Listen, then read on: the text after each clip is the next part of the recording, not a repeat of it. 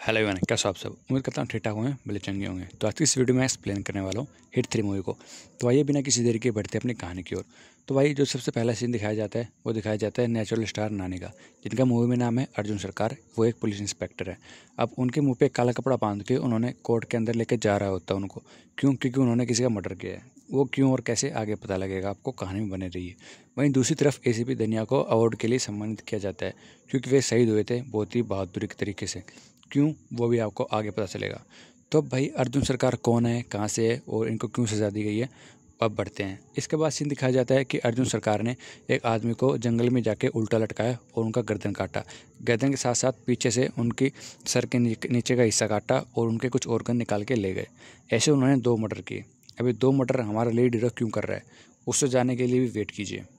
अब कोर्ट उन्हें सज़ा सुना देती है जेल के अंदर, और वो जेल के अंदर जाते हैं। वहाँ पे कुछ क्रिमिनल्स उनको मारना चाहते हैं, बट एक आदमी होता है जो उनकी हेल्प करता है। उसे चाकू पकड़ाता है और कहता है इसे अपने साथ रखो, तुम्हें इसकी ज़रूरत पड़ने वाली है। अब भाई हमें दिखाया जाता है बैक स्टोरी कि वो कहाँ से है और ऐसा क्यों हो रहा है। तो भैया अर्जुन सरकार एक पुलिस इंस्पेक्टर है जिनका ट्रांसफ़र होता है कश्मीर में। वो हिट के लिए काम करते हैं। हिट क्या है?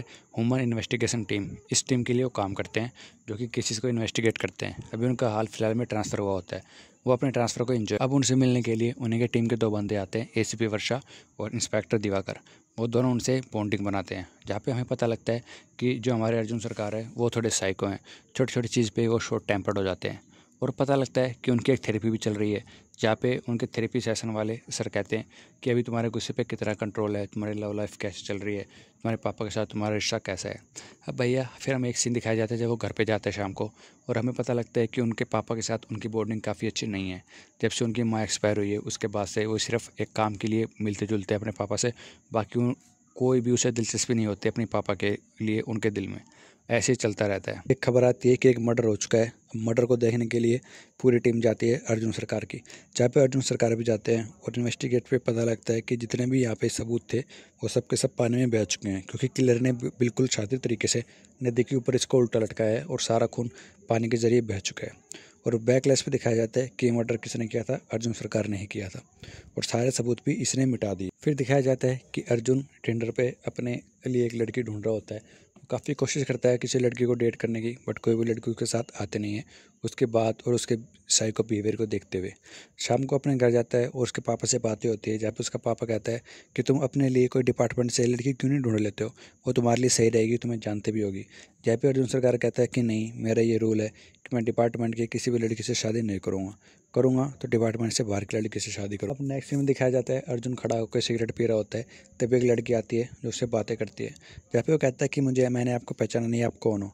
और वो कहते हैं मेरा नाम मृदुला है, कल ही तो हमारी बातें हुई थी चैट्स पे, मैट्रिमोनियल ऐप पे। जहाँ पे उसे शक होता है और वो अपने पापा को फ़ोन करता है और कहता है कि तुमने मेरे पीछे से मैट्रिमोनियल पे अपना मेरे नाम से आईडी बनाई और इस लड़की से बातें भी कर ली, और वो आज मिलने आ चुकी है। जब उसका पापा कहता है कि अगर तुम कुछ नहीं करते हो तो मुझे तो तुम्हारे लिए कुछ करना होगा। और वो लड़की उससे बातें करती है और नानी को शक होता है, नानी को यकीन होता है कि पहली बार कोई लड़की है कि जो मेरी को समझ रही है, मेरे साथ बैठ रही है, मेरे साइको बिहेवियर से कोई इशू भी नहीं है।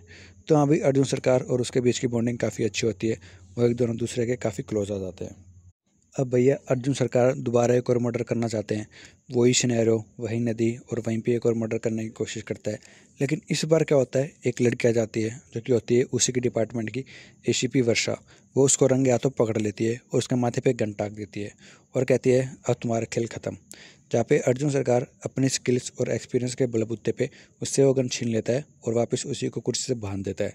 जहाँ पे ऐसे भी पूछती है कि आखिर आप लोग ऐसा कर क्यों रहे हैं, आप इसको क्यों मार रहे हैं, आप तो एक पुलिस वाले हैं, पुलिस वाले होकर भी इस निर्दोष को क्यों मार रहे हैं। जहाँ पे वो कहता है कि क्या तुम्हें निर्दोष लगता है, किस एंगल से तुम्हें निर्दोष लगता है।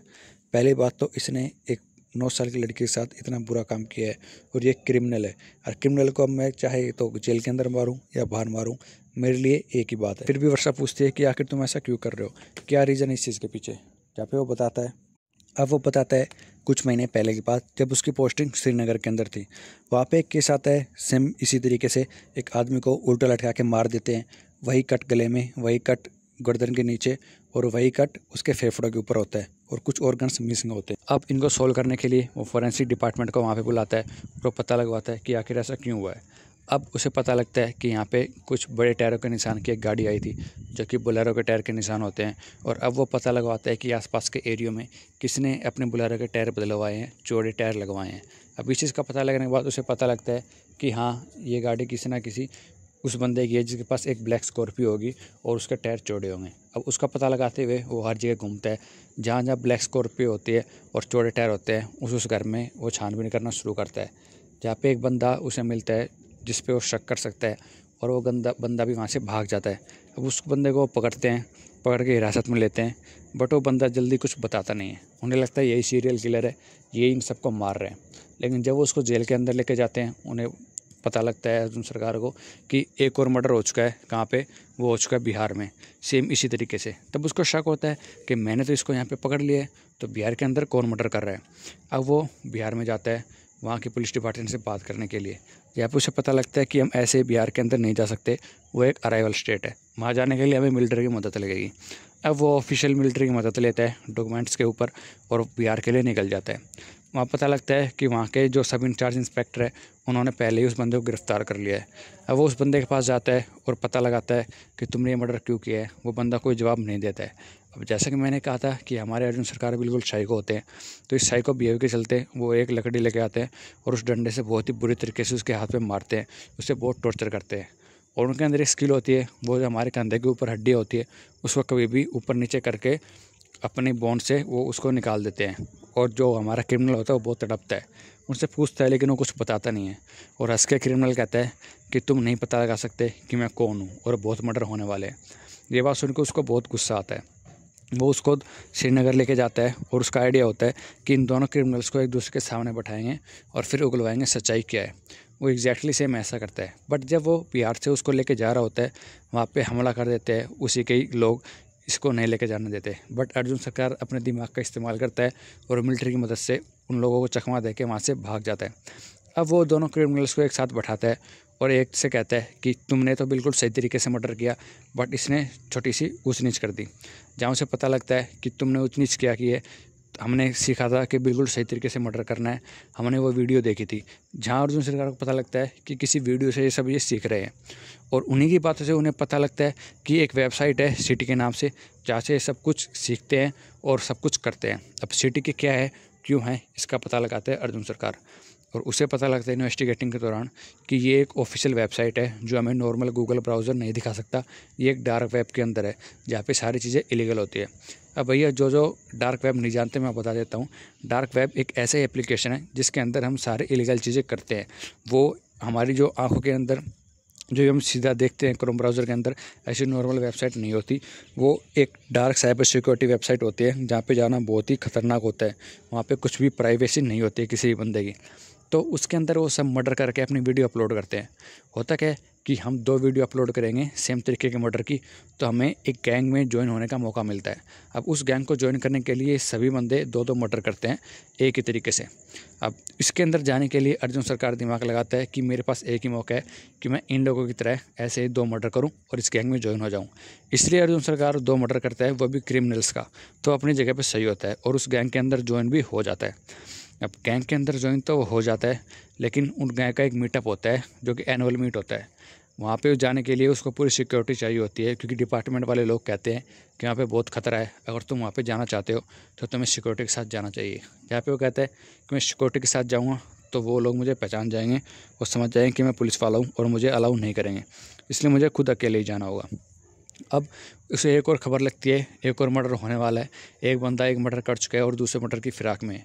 अब उसका इन्वेस्टिगेट करते हुए उसे पता लगता है कि वो बंदा किसी पेट्रोल पंप पे काम करता है। वहाँ पे उसे उस बंदे पे शक होता है जो मर्डर करने वाला होता है, लेकिन वो बंदा गाड़ी लेके भाग जाता है। अब अर्जुन सरकार उसका पीछा करता है और उसको पकड़ लेता है, बट हाथापाई में वो अर्जुन सरकार पे चाकू मार देता है, वो घायल हो जाता है।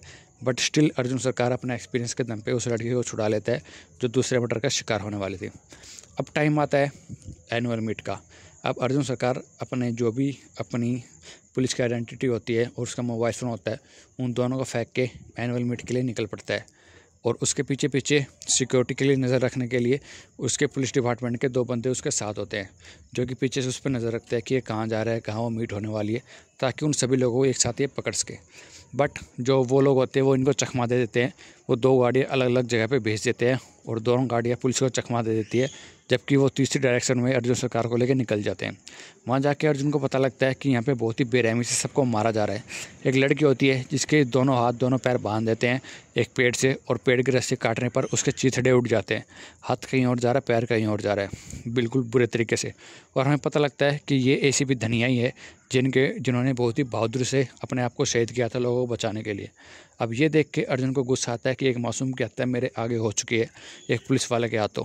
फिर भी वो कंट्रोल करता है, क्योंकि तब वो अकेला होता है, कुछ कर नहीं सकता है।